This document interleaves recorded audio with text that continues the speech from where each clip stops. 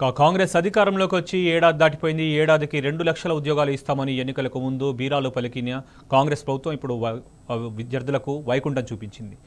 రాహుల్ గాంధీ అశోక్ నగర్ చౌరస్తాలో కూర్చొని చిలక పలుకులు పలికాడు. నిరుద్యోగులకు మాయమాటలు చెప్పాడు. తీపి మాటలతో ఓట్లు వేయించుకొని అవతల పడ్డాడు. ఇక నమ్మిన నిరుద్యోగులను నట్టేటా ముంచాడు. కాంగ్రెస్ సర్కారు మోసాలపై అశోక్ నగర్ అగ్గిలా మండింది. ఉద్యోగాల కోసం విద్యార్థులు రోడ్డెక్కారు. ఇదే అంశానికి సంబంధించి మరింత సమాచారం మా ప్రతినిధి లివిల్ నాడికి తెలుసుకుందాం. లివిల్, చెప్పండి, ఉద్యోగార్థులు ఏమని వేడుకుంటున్నారు? ఇప్పటి వరకు ఏడాది గడిచిపోయినప్పటికీ కూడా ప్రభుత్వం నుంచి ఎటువంటి సమాధానం లేదు. ఒక జాబ్ క్యాలెండర్ కూడా లేదు, అతిగతి లేదు. ఒకటి అకాడమిక్ ఇయర్ కంప్లీట్ అవుతున్న కొద్దీ విద్యార్థులకు కూడా ఏజ్ బార్ అనేది అవుతుంది. అది లాస్ట్ ఛాన్స్ వరకు ఉంటుంది వాళ్ళకి. దీనికి సంబంధించి నిరుద్యోగులు ఏమంటున్నారు? ఇవాళ కాంగ్రెస్ ప్రభుత్వం అధికారంలోకి వచ్చి దాదాపు 400 రోజులు పూర్తి కావస్తుంది. కానీ వారు ఇచ్చిన ఏ ఒక్క హామీ కూడా ఇవాళ అమలు చేయలేదు. ప్రధానంగా నిరుద్యోగులకు మేము ఆనాడు పెద్దపీట వేస్తాం, నిరుద్యోగులకు మేము అంతా అండగా ఉంటామని చెప్పేసి కాంగ్రెస్ హైకమాండ్ అగ్రనాయకత్వం అంతా కూడా అశోక్ నగర్ మెట్లపైన కూర్చొని ఆనాడు విద్యార్థులకు అనేక ఊకదంపుడు ఉపన్యాసాలు ఇచ్చారు. నిరుద్యోగులందరినీ కూడా వారి ఎవరైతే కాంగ్రెస్ కబంధ హస్తాల కింద కమ్ముకున్నారు. కానీ ఎవ్వి కూడా ఇవాళ అమలు చేయలేదు. దాదాపు సంవత్సరం పైన ఒక నెల పూర్తవుతుంది. కనీసం సంవత్సరంలో జాబ్ క్యాలెండర్ పేరు మీద వారు ఇచ్చిన 2 లక్షల ఉద్యోగాలు పక్కన పెట్టి 20,000 ఉద్యోగాలు కూడా ఇవ్వలేని స్థితిలో ఇవాళ ఈ కాంగ్రెస్ ప్రభుత్వం మోసపూరిత కుట్రలను ఇవాళ నిరుద్యోగులంతా కూడా ఎక్కడికక్కడ ఎండగడుతున్నారు.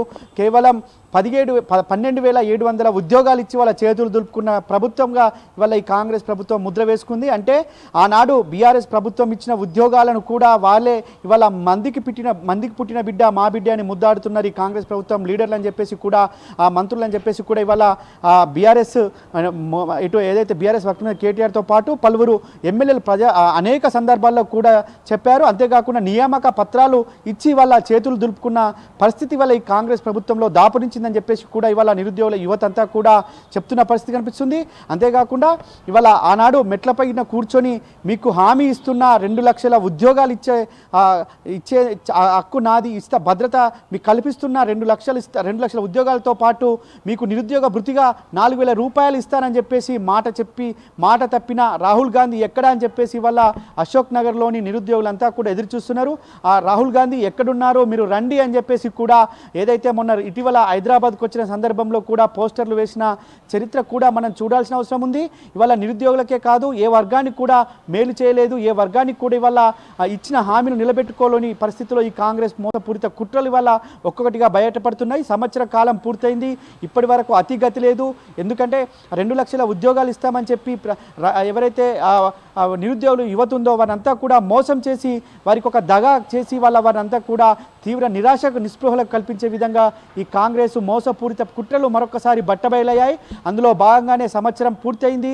దానికి సంబంధించి 2 లక్షల ఉద్యోగాలు గత సంవత్సరం చేయలేకపోయింది, ఈ సంవత్సరం ప్రారంభమైంది. ఈ సంవత్సరంలో కూడా ఇప్పటి వరకు ఏ ఒక్క ఉద్యోగం పైన కూడా సమీక్ష లేదు. ఏ ఒక్క ఉద్యోగం పైన కూడా కనీసం అధికారుల నుంచి ఎన్ని ఖాళీలు ఉన్నాయని అడిగిన పాపాన ఈ ప్రభుత్వం పోవట్లేదంటే ఈ ప్రభుత్వానికి పట్టింపు లేదనేది మనం ప్రధానంగా అర్థం చేసుకోవచ్చు.